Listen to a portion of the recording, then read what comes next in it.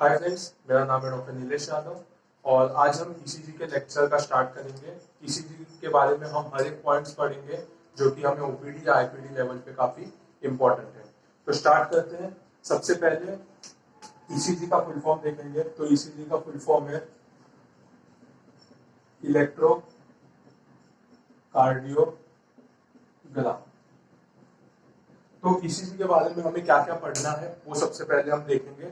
तो आज हम सबसे पहला पॉइंट पढ़ेंगे डेफिनेशन। दूसरा चीज देखेंगे हम यूजेस ऑफ ईसीजी। तीसरा देखेंगे कंडक्टिंग सिस्टम ऑफ हार्ट। चौथा पॉइंट देखेंगे एक्शन पोटेंशियल के बारे में कुछ पढ़ेंगे, action potential of cardiac muscle.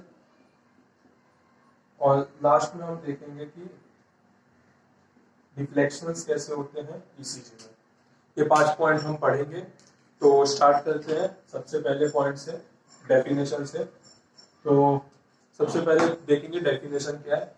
तो इलेक्ट्रोकार्डियोग्राम, जैसे कि हमें पता चलता है कि इलेक्ट्रोकार्डियोग्राम 3 वर्ड से बना है, इलेक्ट्रोकार्डियोग्राम। इसमें इलेक्ट्रो का मतलब होता है इलेक्ट्रिकल एक्टिविटी, कार्डियो का मतलब होता है हार्ट, और ग्राम का मतलब होता है ग्राफिकल रिप्रेजेंटेशन। तो जब भी इलेक्ट्रिकल एक्टिविटी हार्ट का ग्राफ पेपर पे रिप्रेजेंट किया जाता है तो हम उसे क्या कहते हैं, इलेक्ट्रोकार्डियोग्राम, या फिर हम कहते हैं उसे ईसीजी। दूसरा चीज हमें ये देखना है कि यूजेस क्या क्या है, यूजेस ईसीजी का क्या है। तो जैसे कि हमें पता है, हम अगर कोई भी पेशेंट हमारे पास आता है ओपीडी लेवल पे, और अगर वो कंप्लेंट करता है चेस्ट पेन का, तो ये डिफरेंशिएट करना काफी जरूरी होता है कि जो पेन है वो कार्डियक की वजह से है, वो गैस्ट्रिक पेन है, वो पेन किसी मसल्स की वजह से हो रहा है, एंजाइटी की वजह से हो रहा है, नर्वस मतलब न्यूरोलॉजिकल कुछ है उसको कॉम्प्लिकेशन, उसकी वजह से हो रहा है। तो ये सब चीज में सबसे इंपॉर्टेंट पार्ट होता है कि चेस्ट पेन है तो कहीं वो हार्ट से रिलेटेड है कि नहीं। अगर वो हार्ट से रिलेटेड पेन है, यानी कि उसमें ब्लड सप्लाई कम हो रहा है, अरेथमियाज है, या ऐसा कोई प्रॉब्लम है, तो हम वो पेशेंट को ओपीडी लेवल पे ट्रीट नहीं कर सकते। उसके लिए एक टर्शरी केयर सेंटर की जरूरत होती है। तो ये डिफरेंशिएट करना काफी इंपॉर्टेंट है कि वो पेशेंट को हम ओपीडी लेवल पे ट्रीट कर सकते हैं या उसके लिए आईपीडी की जरूरत होती है या सर्जिकल इंटरवेंशन की जरूरत होती है। तो ये चीज हम ईसीजी एक बेसिक मशीन है जिसके ऊपर से हम ये पता लगा सकते हैं कि वो कार्डियक रिलेटेड पेन है वो कहाँ पे ट्रीट किया जा सकता है।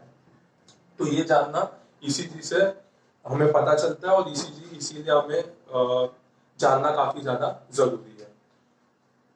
तो जैसे कि हमें पता चल गया ईसीजी के यूजेस के बारे में, तीसरा चीज हम देखेंगे कि कंडक्टिंग सिस्टम ऑफ हार्ट। जैसे कि ईसीजी में सबसे इंपॉर्टेंट चीज क्या होता है, तो वो हार्ट से रिलेटेड होता है। तो हमें बेसिक पता होना चाहिए कि कंडक्टिंग सिस्टम हार्ट का कैसा है। तो मैं एक हार्ट का स्ट्रक्चर बनाऊंगा इधर। ये एक ह्यूमन हार्ट का स्ट्रक्चर है जो कि 4 चेम्बर है।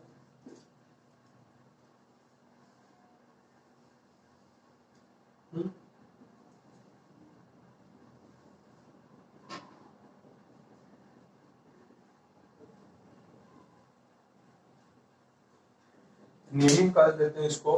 तो जैसे कि ये साइड का चेम्बर जिसे हम कहते हैं राइट एट्रियम, इसे कहेंगे लेफ्ट एट्रियम, राइट वेंट्रिकल, इसे कहेंगे लेफ्ट वेंट्रिकल, इसको कहेंगे हम पल्मोनरी आर्टरी, इसे कहेंगे हम एओर्टा। यहाँ पे कुछ प्रेजेंट होता है और यहाँ पे कोई वॉल प्रेजेंट होता है। यहाँ पे जो प्रेजेंट होता है उसे हम कहेंगे ट्राइकस्पिड वॉल, और यहाँ पे जो प्रेजेंट होता है उसे हम कहेंगे मिट्राल वॉल। उसके बाद एक पॉइंट होता है जो कि पेस मेकर होता है हार्ट का, जिसे हम कहते हैं राइट एट्रियम में प्रेजेंट होता है, जिसे हम कहते हैं एसए नोड, जहां से इंपल्स ओरिजिनेट होता है। कुछ यहाँ पे प्रेजेंट होता है नोड जिसे हम कहते हैं एबी नोड, जो कि काफी ज्यादा इंपॉर्टेंट है। तो बेसिकली क्या होता है कि बॉडी में जितने भी डीऑक्सीजनेटेड ब्लड है वो सुपीरियर वेना केवा और इंफीरियर वेना केवा के थ्रू राइट एट्रियम में लाया जाता है।